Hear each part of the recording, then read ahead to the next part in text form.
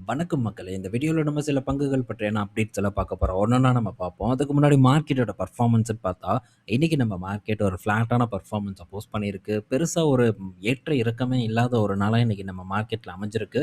So எந்த இடத்துல open ஆச்சோ, அதே இடத்துல க்ளோஸ் ஆயிருக்கு. ஆஃப்டர்நூன் நம்ம டிஸ்கஸ் பண்ணும்போது எங்க இருந்ததோ, அதே இடத்துல தான் இன்னைக்கு நம்ம மார்க்கெட் க்ளோஸ் ஆயிருக்கு. வெறும் 13 பாயிண்ட்ஸ் பாசிட்டிவா நிஃப்டியும், பேங்க் நிஃப்டி ஒரு 60 பாயிண்ட்ஸ் இறக்கத்திலயும் இன்னைக்கு டேவ கம்ப்ளீட் பண்ணியிருக்கு. பெரிய ஒரு பெர்ஃபார்மன்ஸ் இல்ல. மந்தமான ஒரு நாளா அமைஞ்சிருக்கு. ஆனா, ஒரு நல்ல விஷயம் நடந்திருக்கு. என்ன மார்க்கெட் பெர்ஃபார்ம் பண்ணல, அப்புறம் என்ன நல்ல விஷயம்னு கேட்டா, எஃப்ஐஐஸ் நம்ம மார்க்கெட்ல தொடர்ந்து பாசிட்டிவ் சைடுக்கு வந்துட்டு இருக்காங்க. கடந்த வாரம் நடந்து முடிந்த வாரத்திலயும் எஃப்ஐஐஸ் நம்ம மார்க்கெட்ல பாசிட்டிவா இருந்தாங்க. இன்னைக்கு இந்த வாரத்தோட நாளும் எஃப்ஐஐஸ் நல்ல ஒரு பாசிட்டிவா இருந்திருக்காங்க. நம்ம மார்க்கெட்ல கிட்டத்தட்ட 2000 கோடிக்கு நெட்டா நம்ம மார்க்கெட்ல பணத்த இறக்கியிருக்காங்க. இது ஒரு பெரிய நல்ல செய்தியா நான் பார்க்குறேன். ஸோ என்னதான் இறக்குனாலும் கூட பெரிய பெர்ஃபார்மன்ஸ் இல்லையே நம்ம மார்க்கெட்ல. நல்ல நல்ல லார்ஜ் கேப் பங்குகள் இன்னுமே பார்த்தீங்கன்னா, பிரஷர ஃபேஸ் பண்ணிட்டு இருக்கே அப்படின்னு நினைக்கலாம். ஆனா, இது பிரஷர ஃபேஸ் பண்ற வரைக்கி நமக்கு ஒரு சான்ஸ் இருக்கு அப்படிங்கிறத கண்டிப்பா நம்ம வந்து உணர்ந்துக்கணும். ஸோ இந்த மாரி தொடர்ந்து ஒரு பெர்ஃபார்மன்ஸ் பண்ணாம கீழயும் விழுகுறது இல்ல. நீங்க நல்லா பாருங்க லார்ஜ் கேப் நிறுவனங்கள எடுத்து. ஸோ பெரிய அளவுக்கான ஒரு சரிவு எல்லா இடத்துலயும் இல்ல. சில செக்டார்ல மோசமான விளைவுகள் நடக்கும்போது, பெரிய அளவுக்கான செல் ஆஃப் ஏற்படுது. உதாரணத்துக்கு நம்ம அ ஐடி கம்பெனிஸ வந்து எடுத்துக்கலாம். ஸோ எதிர்பாராத ஒரு சம்பவம் ஏற்பட்டதுனால ஐடி கம்பெனிஸோட டவுன்ஃபால் பெருசா இருந்தது. பட் மற்ற கம்பெனிஸ் அப்படின்னு நம்ம எடுத்துக்கிட்டா, ஸோ அதுக்குன்னு ஒரு லெவல் வச்சுக்குது. அதுக்குன்னு ஒரு ரேஞ்ச் வச்சுக்குது. அந்த ரேஞ்சுக்குள்ள மட்டும் தான் லார்ஜ் கேப் நிறுவனங்கள் சுத்தி திரிஞ்சுட்டு இருக்கே தவிர, அத உடைச்சு கீழயோ, இல்ல அதுக்கு மேல உடைச்சு இன்னும் மேலயோ போகுறது கிடையாதுங்கிறத மட்டும் நம்ம புரிஞ்சுக்கணும்.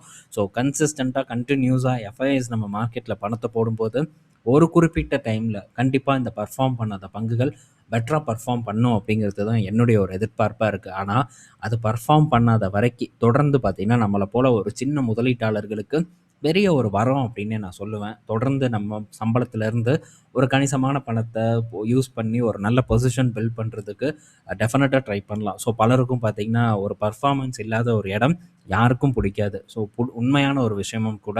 ஸோ பெர்ஃபார்மன்ஸ் எங்க நடக்குதோ, அங்க இருக்கணும் அப்படிங்கிறத தான் எல்லாரும் லைக் பண்ணுவாங்க. பட் இந்த பெர்ஃபார்மன்ஸ் இல்லாத இடத்த நம்ம தேர்வு செய்யும்போது, அது ஒரு நல்ல ஒரு கடுப்பு ஏத்தக்கூடிய ஒரு இடமா, இப்ப எப்படி லார்ஜ் கேப் இருக்கு. அந்த மாரி இடமா இருந்தாலும், ஸோ அப்படிப்பட்ட இடத்துல முன்னாடியே போய் பஸ் கிளம்புறக்கு ஒரு 1/4 மணி நேரம், 20 நிமிஷம் முன்னாடி சீட்டு புடிச்சு ஜன்னல் சீட்ட உட்கார்றது மாரி நான் வந்து ஃபீல் பண்றேன். ஸோ அப்படிதான் வந்து பல லார்ஜ் கேப் பங்குகள நான் வந்து கையாண்டுட்டு இருக்கேன். ஸோ அதுவரைக்கும் நமக்கு டைம் இருக்கு. ஸோ நம்ம திட்டங்கள இன்னும் மேம்படுத்துவதற்கான வாய்ப்பு இருக்கு. ஸோ இன்னும் நம்ம எக்ஸ்பெக்ட் பண்ணத விட ஸோ சம்டைம்ஸ் வந்து நம்ம எக்ஸ்பெக்ட் பண்ணுவோம். ஸோ ஃபர்ஸ்ட் இந்த அளவுக்கு நான் ஒரு குவான்டிட்டி வாங்கியிருக்கேன். ஸோ அடுத்தது இந்த டவுன் போச்சுன்னா, இன்னும் கொஞ்சம் குவான்டிட்டீஸ் நான் வாங்குவேன். இடைப்பட்ட டைம்ல நான் சிப் பண்ணுவேன் அப்படின்ட்டு. ஸோ அப்படி நம்ம ஒரு கணக்கு போடும்போது, ஸோ இது என்னுடைய பர்சனல் கணக்கு.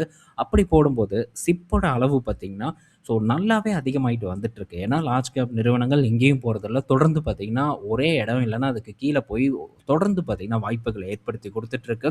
அப்படி நமக்கு வாய்ப்புகள் எடுத்து குடுக்கும்போது, ஸோ அது டெஃபினட்டா பார்த்தீங்கன்னா, ஒரு நல்ல பொசிஷன் பில்ட் பண்றதுக்கான சந்தர்ப்பமா நமக்கு அமையும். ஸோ அத கண்டிப்பா நம்ம யூஸ் பண்றதுக்கு முடிஞ்ச அளவுக்கு வந்து ட்ரை பண்ணுவோம்.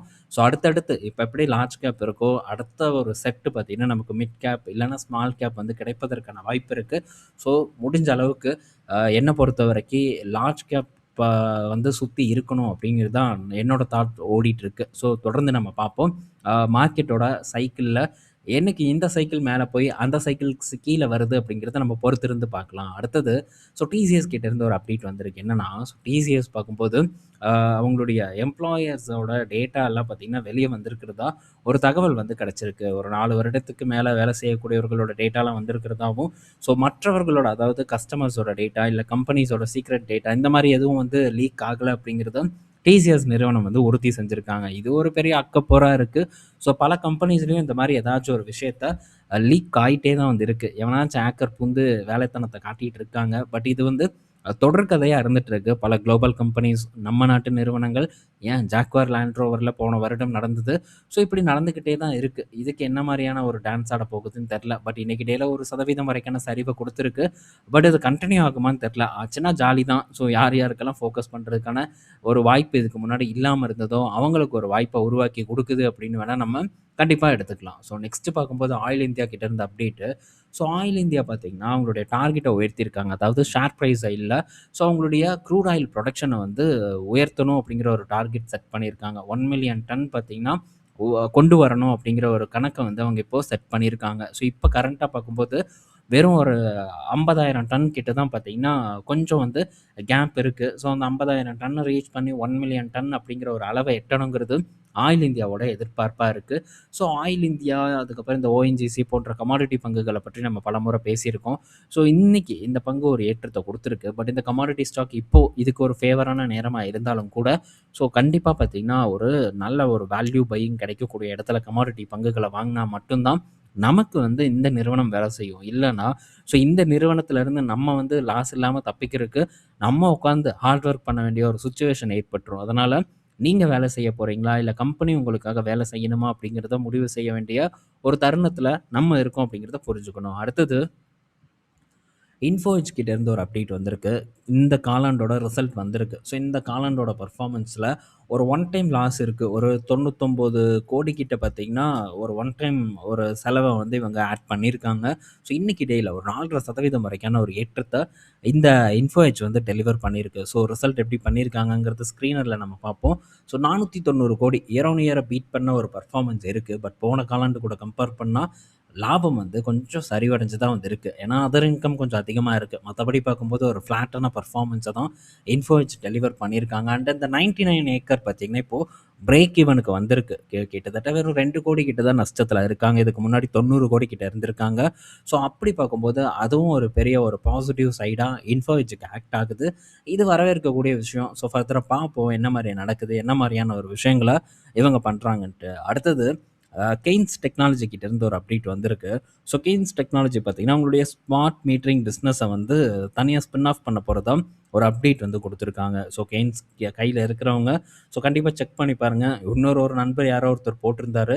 ஸோ என் போர்ட்ஃபோலியோ ஃபுல்லாக கெய்ன்ஸ் தான் இருக்குது அப்படின்ட்டு. ஸோ கண்டிப்பாக நீங்கள்லாம் இதை பற்றி இன்னும் டீட்டெயில்டாக என்ன நடக்குது, ஏது நடக்குது அப்படிங்கிறத பார்த்து வச்சுக்கணுங்கிறது என்னுடைய வேண்டுகோளாக இருக்குது. அடுத்தது கிளாண்ட் ஃபார்மா கிட்ட இருந்து ஒரு அப்டேட்டு. ஸோ கிளாண்ட் ஃபார்மாவோட ரிசல்ட் வந்திருக்கு. நம்ம இதுக்கு முன்னாடி பார்த்தோம் இவங்களுடைய எய்ம் என்னவா இருக்குது அப்படின்ட்டு. ஸோ கிளாண்ட் ஃபார்மாவோட எய்ம் பார்க்கும்போது சிடிஎம்ஓவில் அக்ரெசிவாக பார்ட்டிசிபேட் பண்ணணுங்கிறது தான் இவங்களுடைய எய்மாக இருக்குது. ஸோ இப்போது இந்த சிடிஎம்ஓ பிஸ்னஸ் மூலயமா கிட்டத்தட்ட ஒரு 800,00,00,000 கிட்ட ரெவன்யூ ஜென்ரேட் பண்ணியிருக்காங்க. ஒரு க்ரோத்தும் பார்த்தீங்கன்னா இந்த சிடிஎம்ஓ பிஸ்னஸ் மூலிமா இந்த கிளாண்ட் ஃபார்மாக்கு நடந்திருக்கு. ஸோ இதனால் லாப அளவு பார்க்கும்போது இந்த நிறுவனத்துக்கு கணிசமாக வந்து உயர்ந்திருக்கிறத நம்மளால் பார்க்க முடியுது. இயர் ஆன் இயர் கூட கம்பேர் பண்ணும்போது கிட்டத்தட்ட 100,00,00,000 அதிகமாக லாபம் பண்ணியிருக்காங்க. பட் போன காலாண்டு கூட கம்பேர் பண்ணால் லாப அளவு குறைஞ்சிருக்கு. அங்கேயும் கொஞ்சம் அதர் இன்கம் பார்த்தீங்கன்னா ப்ளே பண்ணுது. மேபி அதர் இன்கம் கரெக்டாக இருந்தது. ஸோ அதர் இன்கம் இல்லாமல் இருந்ததுன்னா ப்ராஃபிட் பார்க்கும்போது சேமாக இருக்கலாம். பட் ஆப்ரேட்டிங் ப்ராஃபிட் லெவலில் பார்க்கும்போது ஸோ கொஞ்சம் வந்து குறைஞ்சிருக்கிறத நம்மளால் பார்க்க முடியுது. பட் இப்போ இந்த கிளாண்ட் ஃபார்மா என்ன எக்ஸ்பெக்ட் பண்ணுறாங்கன்னா, ஸோ அடுத்த இன்னும் சில காலங்களில் அவங்களுடைய ஒரு வருட சிடிஎம்ஓ ரெவன்யூவா ஒரு $100 மில்லியன் கிட்ட 80 to $100 மில்லியன் கிட்ட இருக்கும் அப்படிங்கிற ஒரு எதிர்பார்ப்பை இவங்க வந்து ஃபிக்ஸ் பண்ணியிருக்காங்க. ஸோ நிறையா குளோபல் மேனுஃபேக்சர் அதாவது குளோபல் ஃபார்மா கம்பெனிஸ் கூட பேச்சுவார்த்தை நடத்திட்டு இருக்கிறதாவும் தகவல் வந்திருக்கு. ஒன்ஸ் அதெல்லாம் வந்து ஆக்டிவ்க்கு வந்ததுன்னா கண்டிப்பாக இது கிளாண்ட் ஃபார்மாக்கு ஒரு நல்ல ஒரு பாசிட்டிவான விஷயமா இருக்குங்கிறதுல மாற்று கருத்து இல்லை. ஸோ நெக்ஸ்ட்டு பார்த்தீங்கன்னா மைக்ரோசாஃப்ட் கிட்ட இருந்து ஒரு அப்டேட்டு. ஸோ அவ்வளோதான் நம்ம மார்க்கெட் அப்டேட் முடிஞ்சது. 2 அப்டேட் எடுத்துகிட்டு வந்திருக்கேன் குளோபல் அப்டேட்டாக. ஒன்று மைக்ரோசாஃப்ட் என்னென்னா, ஸோ மைக்ரோசாஃப்ட் பார்க்கும்போது அவங்களுடைய அடுத்த ஜென்ரேஷன் ஏஐ சிப்பை செப்டம்பரில் அன்வீல் பண்ண போகிறதா சொல்லியிருக்காங்க. மையா 300 அப்படிங்கிற சிப்பு. ஸோ இது வந்து டிஎஸ்எம்சியோட தான் வந்து மேனுஃபேக்சர் பண்ணுறாங்க போல். ஸோ டிஎஸ்எம்சி ஃபவுண்ட்ரி கிட்ட பேச்சுவார்த்தை மைக்ரோசாஃப்ட் நடத்துகிறதாகவும் ஒரு தகவல் வந்திருக்கு. அவங்களுக்குன்னு ஒரு ஸ்லாட் ஒதுக்கணும் அப்படின்ட்டு. ஏன்னா இப்போதைக்கு என்விடியா வந்து கம்ப்ளீட்டாக ஆக்கிரமிப்பு பண்ணியிருக்காங்க டிஎஸ்எம்சியோட ப்ரொடக்ஷனை. ஸோ மைக்ரோசாஃப்ட் இப்போ கேட்டிருக்கிறதா ஒரு தகவல் வந்திருக்கு. ஆனால் மைக்ரோசாஃப்ட் ஏன் இன்டெலை யூஸ் பண்ணல அப்படிங்கிற கேள்வி இருக்கலாம். ஏன்னா ஆல்ரெடி பார்த்தீங்கன்னா மயா 2 வந்து மைக்ரோசாஃப்டோட சிப்பு. ஸோ அது பார்த்தீங்கன்னா இந்த இன்டலோட ஃபவுண்ட்ரி தான் யூஸ் பண்ணி பண்ண போகிறதாவும் நமக்கு தகவல் வந்து கிடச்சிருக்கு. இந்த சிப் வேறு, இந்த சிப் வேறு அப்படிங்கிறத நம்ம புரிஞ்சுக்கலாம். ஸோ இது மைக்ரோசாஃப்ட்டுக்கு ஒரு பாசிட்டிவான நியூஸாக வந்து அமைஞ்சிருக்கு. ஆந்த்ரோபிக்கு இந்த சிப்பை செல் பண்ண போகிறதாவும் ஒரு தகவல் வந்து கிடச்சிருக்கு. ஸோ இதெல்லாம் மைக்ரோசாஃப்ட்டுக்கு கிடைச்ச நல்ல செய்தி. ஸோ மைக்ரோசாஃப்ட் பார்க்கும்போது $500 தாண்டி ட்ரேட் ஆகிட்டு இருக்கு. ஸோ கரண்ட்டாக இன்றைக்கி டேயில் $512 ட்ரேட் ஆகிட்டு இருக்கு. 2.5% வரைக்கான ஒரு ஏற்றம் இன்னைக்கு மைக்ரோசாஃப்ட்டில் நடந்திருக்கு. ஸோ இதில் என்ன ப்ரெஷர் இருந்தது அப்படிங்கிறத நம்ம பார்த்தோம். ஸோ வெயிட் பண்ணதுக்கு ஒரு ஒர்த்தான சான்ஸ் பார்த்தீங்கன்னா எனக்கு இந்த மைக்ரோசாஃப்ட்டில் கிடச்சிது. 2 நிறுவனங்களில் நான் வெயிட் பண்ணேன் ஆசையோட. அமேசான் அண்ட் மைக்ரோசாஃப்ட் 2ல் எதாவது கிடச்சிராதா அப்படின்ட்டு நான் நினச்சேன். ஸோ அமேசான் பக்கம் வந்துட்டு ஓடிட்டான். பட் இவன் பார்த்தீங்கன்னா சூப்பரான ஒரு சான்ஸை வந்து எனக்கு ஏற்படுத்தி கொடுத்தான். ஸோ நல்ல ஒரு விஷயம். திரும்ப பார்த்தீங்கன்னா, மைக்ரோசாஃப்ட் அதோட பீக்க நோக்கி போயிட்டுருக்கு. அதோட பீக் என்ன? அரவுண்ட் பார்த்தீங்கன்னா, ஒரு $550 கிட்ட இதோட பீக் இருக்கு. ஸோ, இப்போ ஒரு $512 கிட்ட ட்ரேட் ஆயிட்டு இருக்கு. ஃபர்தரா ஒரு ஒரு மாற்றம் ஏற்படுமாங்கிறத பொறுத்திருந்து வந்து பார்ப்போம். பட் இடையில நடக்கக்கூடிய டெவலப்மெண்ட்ஸ கண்டிப்பா உங்க கூட சேர்க்க வேண்டியது என்னுடைய ஒரு கடமை. அத நான் கண்டிப்பா உங்க கூட வந்து சேர்ப்பேன். எப்படி பெர்ஃபார்ம் பண்றாங்கங்கிறத பொறுத்திருந்து பார்ப்போம். 2 டைம் பெட்டர் சான்ஸ நமக்கு ஏற்படுத்தி குடுத்தது இந்த மைக்ரோசாஃப்ட். அதுல மாற்று கருத்து இல்ல. ஸோ, இப்போ இவ்வளோ சீக்கிரம் போகும்னு நினைக்கல. பட் வேகமான ஒரு ஏற்றத்த அ இந்த ரிசல்ட் வந்ததுக்கப்புறம் இவங்க டெலிவர் பண்ணியிருக்காங்க. ஸோ, நல்லது தான். நடக்குதான்னு பார்ப்போம் தொடர்ந்து. அடுத்தது ஸோ இன்டெல் பார்த்தீங்கன்னா, ஒரு $50 பில்லியன் மதிப்பிலான பங்குகள விக்க போறதா ஒரு செய்திய வந்து குடுத்துருக்காங்க. ஸோ நல்ல ஒரு ஏற்றத்த குடுத்துருக்கு. இத பயன்படுத்தி பங்குகள விக்கிறாங்க. ஸோ இந்த பங்குகள எதுக்கு இப்ப விக்கணும் அப்படிங்கிற கேள்வி கண்டிப்பா இருக்கலாம். ஸோ அவங்களுடைய ஃபவுண்டரி பிசினஸ்க்கு தேவையான முதலீட்டுக்காக தான் பங்குகள வந்து விக்கிறாங்க. இதுக்கு முன்னாடி நம்ம ஒரு அப்டேட் நம்ம பார்த்தோம். ஞாபகம் இருக்கான்னு தெரியல. ஸோ எஸ்கே ஹைனிக்ஸ் கூட ஒரு பேச்சுவார்த்தை நடத்திட்டு இருக்கிறதா. ஸோ எஸ்கே ஹைனிக்ஸ் வந்து முதலீடு பண்ண போறதா நம்ம பார்த்தோம். ஸோ ஒரு மேனுஃபேக்சரிங் கான்ட்ராக்ட் மாரி தான். ஸோ ஒரு long term contract. So SK ஹைனிக்ஸுக்கு இன்டெல் பண்ணி குடுக்குற மாரி, அவங்க பார்த்தீங்கன்னா கேப்பிட்டல் ப்ரொவைட் பண்ற மாரி. ஸோ இப்போ அத தொடர்ந்து இவங்க வந்து ஒரு $15 பில்லியன் வந்து ரைஸ் பண்றாங்க. மேபி வந்து அந்த டீல் எதுவும் ஒத்து போகலையோ என்னமோ தெரியல. ஒத்து போகாம இருப்பதற்கான வாய்ப்பு இருக்கு. அதனால தான் இப்போ இந்த $50 பில்லியன் இவங்க ரைஸ் பண்றாங்க அப்படின்னு நான் நெனைக்கிறேன். ஸோ ஃபெசிலிட்டி கண்டிப்பா வேணும். இப்போ வரைக்கும் ஃபவுண்டரி பிசினஸ் மூலியமா இன்டெலுக்கு 10 பைசா கிடைக்கல. இதுதான் இப்போதைக்கு கள நிலவரமா இருக்கு. நீங்க போய் பார்த்தீங்கன்னா ஃபவுண்டரி பிசினஸ்ல ஒரு $5.6 பில்லியன் வரைக்கும் ரெவென்யூவ போஸ்ட் பண்ணியிருப்பாங்க. அந்த ரெவென்யூ இன்டெலோட ஓன் ரெவென்யூ தான். அவங்க சிப்ப மேனுஃபேக்சர் பண்றது. ஸோ இது வந்து உள்ளுக்குள்ளேயே சுத்திட்டு இருக்கக்கூடிய வருமானம். இத வந்து நம்ம கணக்குல எடுத்துக்க கூடாது. மாறா வெளிய இருந்து வரக்கூடிய வருமானம் ஒண்ணும் இல்ல. பட் அது வருவதற்கான நேரம் வெகு தொலைவில் இல்ல அப்படிங்கிறத மட்டும் நம்ம இந்த இடத்துல உணர்ந்துக்கணும். ஸோ தொடர்ந்து நம்ம பார்ப்போம்.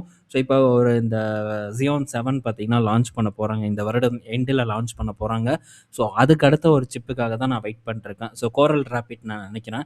ஸோ அந்த சிப்ல பார்த்தீங்கன்னா, உங்களுடைய எஸ்எம்டி டெக்னாலஜிய வந்து அன்வீல் பண்ண போறாங்க. ஸோ இதுதானே ரொம்ப முக்கியம். இத தேவையில்லாம வந்து எடுத்து அவன் தலையில அவனே மண்ண வாரி போட்டுக்கிட்டான் அப்படின்னு தான் நம்ம சொல்லணும். ஆனா இப்போ திரும்பவும் அத வந்து கொண்டு வராங்க. ஸோ இது இன்டெலுக்கு ஒரு நல்ல ஒரு விஷயமா அமையும்னு நான் நினைக்கிறேன். ஆனா இதெல்லாம் நடக்கிறதுக்கு பார்த்தீங்கன்னா, 27 இல்ல 28 ஸ்டார்ட்டிங்ல இதெல்லாம் நடக்கலாம் அப்படின்ட்டு நம்ம எதிர்பார்க்கலாம். அடுத்தது ஸோ இந்த 28க்கு அடுத்தது ஸோ இப்போ ஒரு பக்கம் 28ல ஃபவுண்டரி பிசினஸ் அண்ட் அவங்களுடைய ஹை பெர்ஃபார்மன்ஸ் சிப்பு இதெல்லாம் வந்து வரும். ஸோ சிப் எந்த அளவுக்கு ஒரு போட்டித்தன்மையை கொடுக்கும்னு தெரில. பட் அவங்களுடைய ஃபவுண்டரி பிசினஸ் ஒரு பெட்டரான பெர்ஃபார்மன்ஸை கொடுக்கலாம். அதை தாண்டி அவங்களுடைய இந்த மெமரி சிப்பு அதுவும் பார்த்தீங்கன்னா முக்கியமா பார்க்க வேண்டிய ஒரு விஷயம். ஸோ ஓவராலா பல விஷயங்கள கையில எடுக்குறாங்க. எப்படி வந்து பண்ண போறாங்கங்கிறத பொறுத்திருந்து வந்து பார்ப்போம். பட் இது எல்லாத்துக்கும் கால அளவு ரொம்ப முக்கியம். அதுவரைக்கும் கன்விக்ஷன இந்த இடத்துல ஏற்படுத்திட்டே இருக்கணும். தொடர்ந்து இந்த நிறுவனத்தில கவனத்த செலுத்திட்டே இருக்கணும். என்ன நடக்குது அப்படிங்கிறத நம்ம வாட்ச் பண்ணிட்டே இருக்கணும் அப்படிங்கிறது என்னுடைய ஒரு வேண்டுகோளா இருக்கு. ஓகே. ஸோ இந்த மாரி பல அப்டேட்ட நம்ம தொடர்ந்து வந்து டிஸ்கஸ் பண்ணுவோம். இந்த வீடியோ பயனுள்ளதா இருக்கும் அப்படின்னு நான் நினைக்கிறேன். நாளைக்கு நம்ம இன்னொரு ஒரு வீடியோல மீட் பண்ணுவோம். பாய் மக்களே!